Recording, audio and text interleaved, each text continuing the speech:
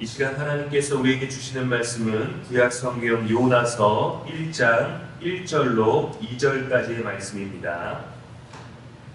여호와의 말씀이 아미떼의 아들 요나에게 임하니라. 이르시되 너는 일어나 저 큰 성읍 니느웨로 가서 그것을 향하여 외치라. 그 압독이 내 앞에 상달되었음이니라 하시니라.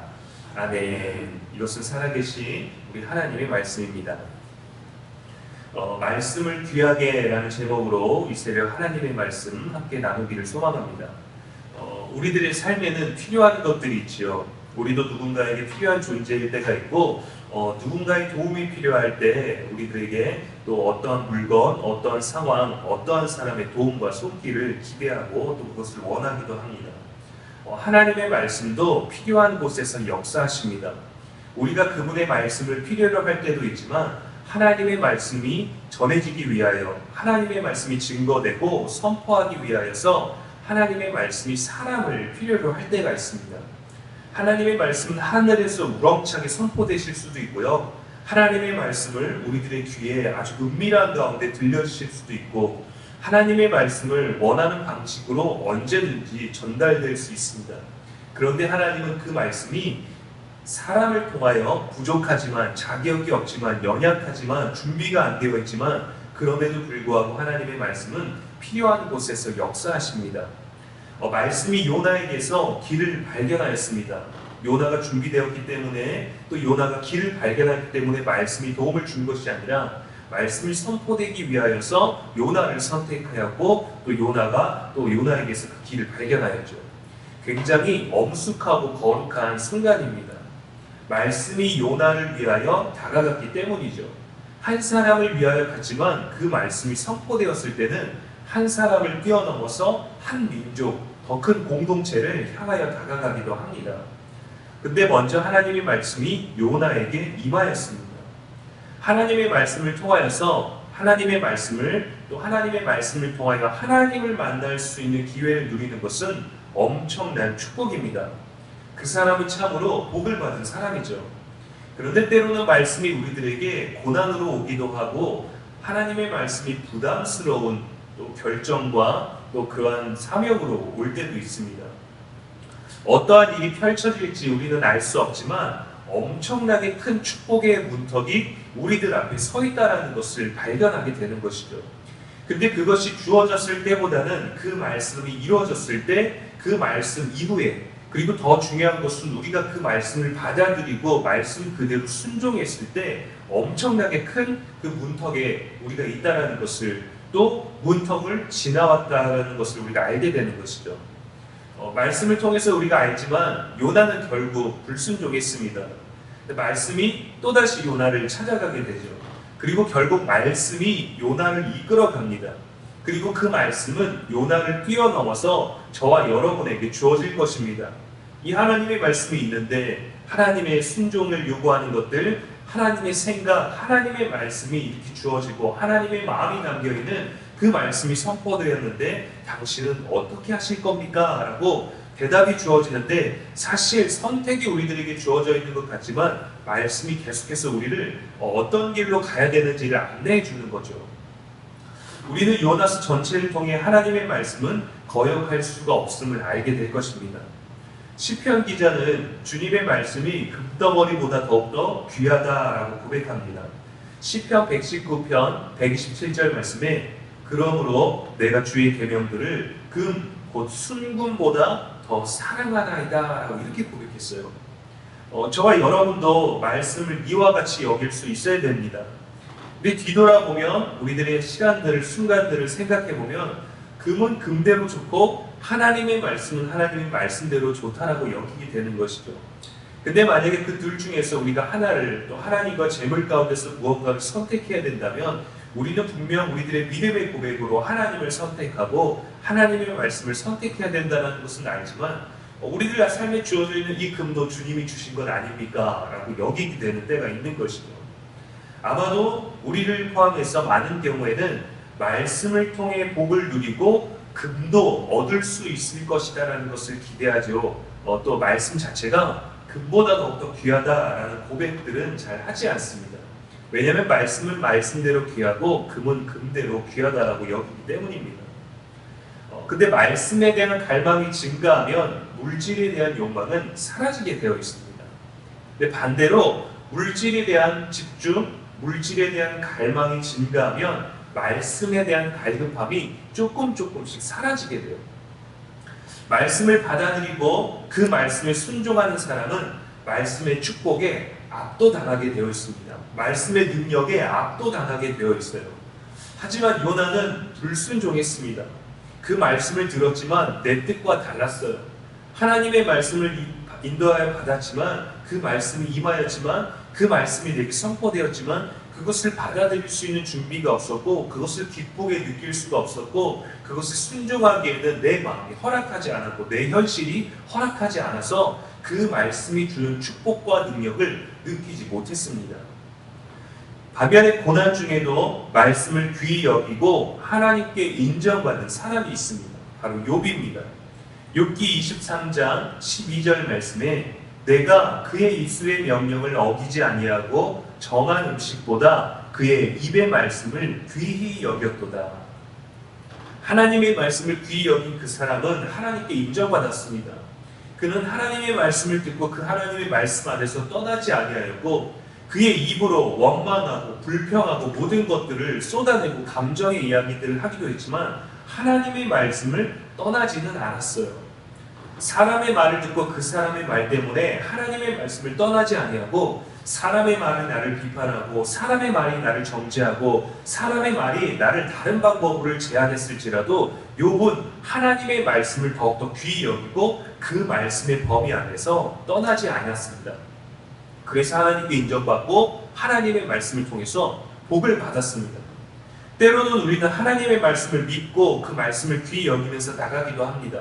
그런데 또 동시에 금을 귀하게 여기는 것랑 동일하게 사람의 말도 귀하게 여기고 솔깃하게 들을 때가 있죠.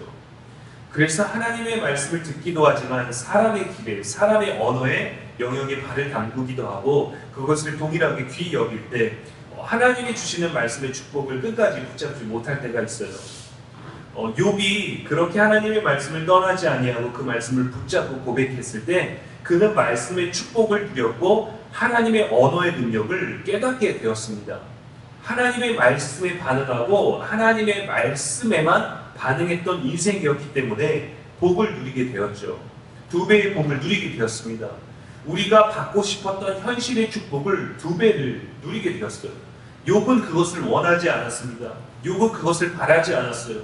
욥은 내가 가지고 있는 그 부유함들을 붙잡고 싶고 놓치고 싶지 않다라고 말하지도 않았지만 하나님은 말씀의 능력을 붙잡은 자에게 더 많은 것들을 제공해 주실 수 있다는 거죠. 천지를 지으신 하나님께서는 우리가 원하지 않는 그것까지도 베풀어 주시는 분이십니다. 욥도 극단적인 고난 가운데서 말씀을 귀히 여기겠습니다 라고 이렇게 고백하니까 하나님께서 그가 바라지도 않았던 놀라운 복을 채워주셨던 것이죠. 그가 누군가 나를 정죄했던 사람들에게 합당한 벌을, 합당한 심판을 원하지도 않았지만 하나님은 잘못된 모든 사람들을 바로잡으셨고 또 그들에게 역사하셔서 욥의 기도를 통하여서 욥이 떠나지 않았던 그 말씀을 통하여서 욥을 정죄했던 사람들에게도 말씀으로 깨우침을 주십니다. 욥도 고난 가운데서 그와 같이 고백했다면 그렇게 살았다면 우리도 삶에서 말씀을 발견할 수 있고 욥과 같은 복을 누릴 수 있다는 것입니다. 근데 말씀보다 욥이 받았던 2배의 축복에 우리는 집중하기 때문에 말씀의 능력을 잘 누리지 못하는 것이죠. 우리는 그것을 발견해야 됩니다. 욥과 같이 발견할 수 있어야 됩니다. 하나님의 말씀에 순종하지 않았다가 괴로운 심판으로 이어질 삶의 이야기들이 성경에 많거든요. 예레미야 6장 19절에 보면 하나님이 이렇게 말씀하십니다. 내가 이 백성에게 재앙을 내리리니 그들이 내 말을 듣지 아니하며 내 율법을 거절하였음이니라. 하나님의 말씀을 귀히 여기지 아니하고 하나님이 주시는 어떤 예언과 미래에 대한 것들 하나님이 주실 복들에 대해서 말씀하셨지만 백성들은 그것을 즐기지 않았습니다. 귀하게 여기지 않았어요. 따르지도 않았습니다. 다른 것들을 쫓았고 하나님의 말씀을 이제 진부하고 지루하고 시대와 맞지 않고 우리가 원하는 것이 아니기 때문에 하나님의 복은 너무도 더딘 것 같고 하나님의 말씀은 까다로운 것 같고 하나님이 주신 복도 우리가 여태껏 누리기는 하였지만 지금은 아닌 것 같아서 지금은 귀하게 여기지 않았을 때 그들에게 하나님의 율법을 거절하였을 때 그들에게 심판과 재앙이 임하였죠. 하나님이 주신 것을 귀하게 여겨야 됩니다. 말씀으로 세상을 창조하셨기 때문에 그 말씀은 우리가 두려움으로 받을 수 있어야 됩니다. 하나님의 말씀을 정말 귀하게 여길 줄 알아야 되는데 광야에서 이스라엘 백성들이 하나님이 말씀으로 주셨던 그 만나를 어떻게 여겼을까요? 이스라엘 백성이 하나님과 모세를 향하여 이렇게 원망했습니다. 민수기 21장 5절 말씀에 우리 마음이 이 하찮은 것을 싫어하노라. 아주 대놓고 얘기를 했죠. 이 하찮은 것을 싫어합니다. 얼마나 교만하고 이기적인 말입니까? 하나님으로부터 주어진 것에 감사하지 않아서 그들은 저주를 받고 불뱀에 물려서 많은 사람들이 죽음을 경험했습니다. 근데 하나님 다시 말씀하셨죠. 불뱀을 세우고 그것을 바라보면 살 것이다 라고 말씀하셨어요. 노뱀을 만들어서 세웠습니다. 하나님 우리들에게 예수 그리스도를 보내주시고 예수 그리스도를 바라보면 살 것이다 라고 말씀했는데 그 말씀조차 듣지 않는 자들은 살지 못하는 것이죠. 그러나 하나님께서 불뱀을 세워서 그것을 바라보면 살 것이다 라고 말씀하셨을 때 그것을 바라본 사람들은 모두 살았습니다. 말씀은 단순하게 우리들이 누릴 수 있는 어떤 물질의 부유함, 소유뿐만이 아니라 정말 우리들의 생명까지도 살릴 수 있는 것이죠. 말씀을 멸시하면 반드시 대가가 우리들의 삶에 주어집니다. 우리가 하나님의 말씀을 귀히 여기지 않으면 그것이 하나님 앞에 심각한 죄로 여겨지는 것이죠. 에덴 동산에서 태초에 아름다운 그 동산에서도 하나님이 주신 말씀을 거역하였을 때, 불순종하였을 때 심각한 죄로 여겨지게 되어서 우리들이 그 원죄의 결과를 누리고 있는 것이죠. 하나님의 말씀에 무관심하고 나태한 우리를 점검하고 돌이킬 수 있어야 됩니다. 우리는 말씀을 가지고 우리가 유익한 길로 가려고 하지만 하나님의 말씀이 우리들에게 가장 유익한 것입니다. 다윗은 자신의 죄로부터 이렇게 고백했습니다. 시편 51편 10절 말씀에 하나님이여 내 속에 정한 마음을 창조하시고 내 안에 정직한 영을 새롭게 하소서. 하나님의 말씀으로 저와 여러분에게 늘 좋은 것을 예비하십니다. 우리는 잘 모르지만 말씀이 주어지는 순간이 부담스럽고 또 그 사명이 너무도 크게 여겨지고 내가 감당할 수 없을 것 같고 내가 가고 싶은 방향과 다를 때도 있습니다. 그러나 하나님의 말씀은 단순하게 우리를 좋은 길로 인도하시는 것이 아니라 우리의 생명을 영원한 곳으로 안내해 주십니다. 우리가 살아가는 육적인 인생 가운데서도 가장 좋은 걸로 인도하시는 것이 바로 말씀이라는 것이죠. 그래서 말씀을 통해서 얻는 것을 귀하게 여기는 것이 아니라 말씀을 가장 귀하게 여기는 믿음이 우리 안에 있어야 되는 줄로 믿습니다. 불순종한 선지자 요나에게도 말씀이 임하였습니다. 이것은 신앙의 도전과 같은 것이죠. 하나님 오늘도 말씀으로 우리를 부르고 계십니다. 말씀이 저와 여러분에게 임하고 있습니다. 말씀으로 우리의 삶을, 우리의 길을 인도하시고 비춰주실 것입니다. 그 말씀이 비춰주는 그 길이 가장 좋은 길입니다. 당장은 거기에 많은 난관이 있고 많은 고난이 있고 많은 어려움이 있고 많은 정죄함도 있고 많은 심판도 있고 많은 세상 사람들의 비판도 있을 것 같이 여겨지지만 그 길이 가장 좋은 길임을 기억하시고 나는 정말 큰 축복의 문턱 앞에 서 있구나 라고 다짐할 수 있는 그 도전 앞에 여러분 도전할 수 있는 담대함이 있게 되기를 주님의 이름으로 축복합니다. 말씀을 거부하지 말고 말씀이 언제든지 우리들에게 임할 수 있다는 것을 통하여 늘 준비하시는 저와 여러분 되기를 축복하고요. 말씀과 기도로 일어서는 오늘 되기를 주님의 이름으로 간절히 축원합니다. 기도하겠습니다. 말씀으로 임하시는 하나님, 말씀으로 우리와 함께 하시니 감사를 드립니다. 주께서 오늘도 우리들에게 말씀하심을 마음을 열고 듣게 하여 주시옵소서.